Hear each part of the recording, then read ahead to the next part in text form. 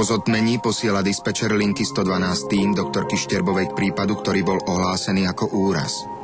15-ročný chlapec spadol z výšky asi 2 metrov na chodník. Telefonoval ho rovnako starý kamarát.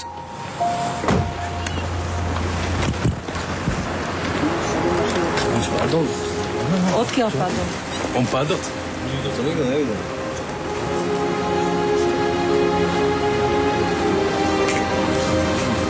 Dajte z toho defiku a dajte mi ambulák. Doktorka začína s oživovaním, netušiac, čo ju čaká.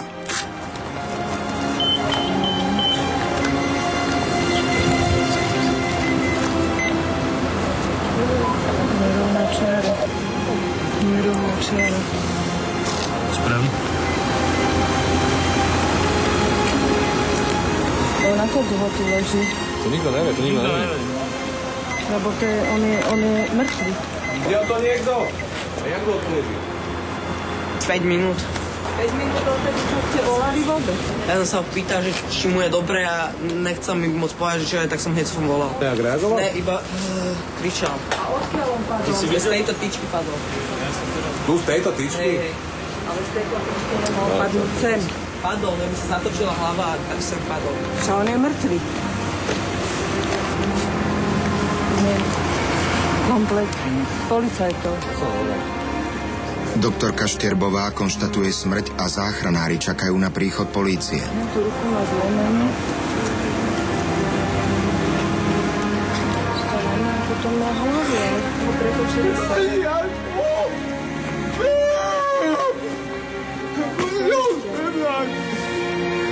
Odkiaľ padol? Kde to není? Neberte mi ho! Ten priateľ tvrdí, že odtiaľto, zhora. Odkiaľ zhora? Preberte ho, prosím vás. Bohužiaľ.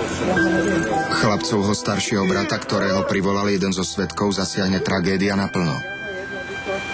Ja ho preberiem, môžu.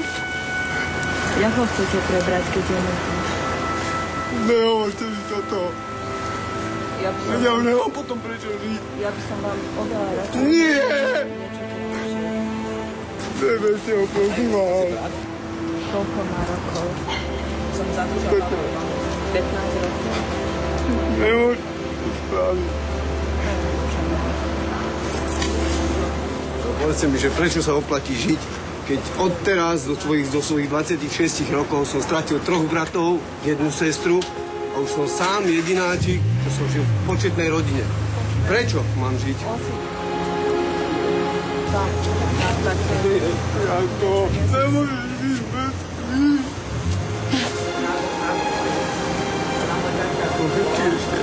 No lebo keď ho stlačíte tu brucho, tak bude stále trčať. Janko, ty to musíš prebrať. Počujete? To mne tak silno bije srdce. Áno. Cítite, vážte.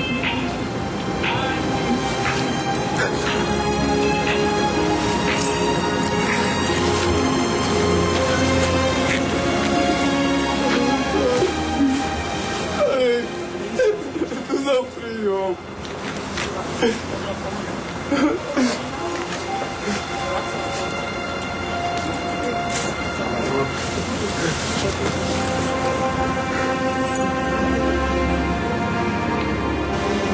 Okolnosti chlapcovej smrti sú nejasné.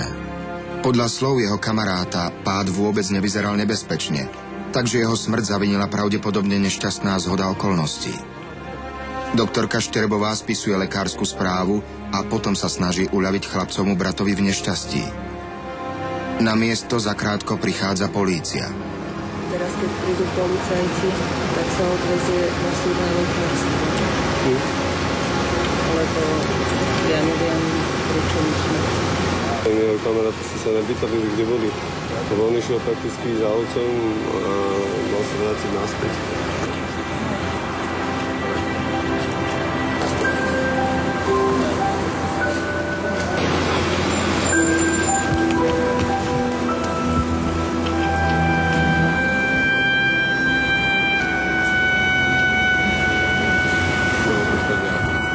Nevraj z tej tyčky. Z tej tyčky stále. Zachytil. Stál. Nebol na tyčke, že aj tam je vyťahaný rohovod, musí byť stade vyššie. Musíš povedať pravdu. Ne, to už naozaj. ty si Prisahám. neuvieš. Prisahám ti. On stál, nesedel, stál na tej tyčke, no obidvoma nohami a neviem, tak šikmo nejako, neviem. Musí niekto druhý. Chudák Jaro, či kokos, čože? To je Jaro, kokos, ja aj. Kamarát som povedal, ešte mi povedz, ak sa volá ten chlapec. Ako? Jaro? Ako to sa počalo, kde brat? To mám brata iba. Teda nás odpovedal, môže to povedať, že malo nepádu, že? No, viete, mne sa zdá, že keď v podstate zomrel, že padol skôr na úrovni toho druhého poschodia. Či náhodou tam sa nedržala, otočil sa. Stena, by mal na tú drážku.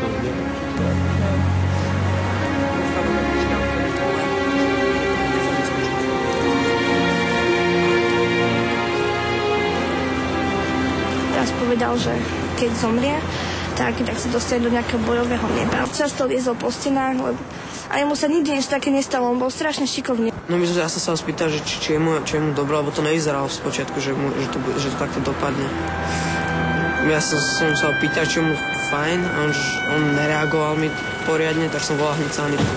Sanitka povedala, že dojde za chvíľu a ma prepojili na lekárku. A jak mi tá lekárka hovorila, tak on došiel ďalší kamarát, chalan, nože starší, a on už videl, že už vypustil Bože, tak potom už sme vedeli, že vypustil spáť. Na miesto tragédie prichádza aj chlapcov otec. Správa o smrti ďalšieho dieťaťa ho zdrví.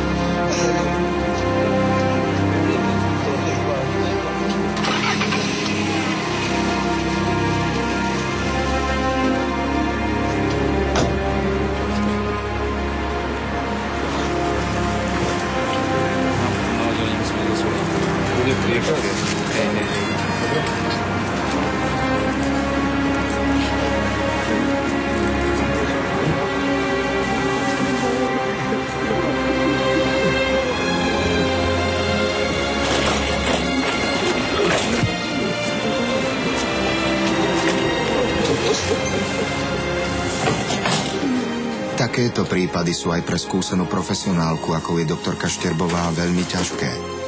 A to ešte netuší, čo ju na záver služby čaká.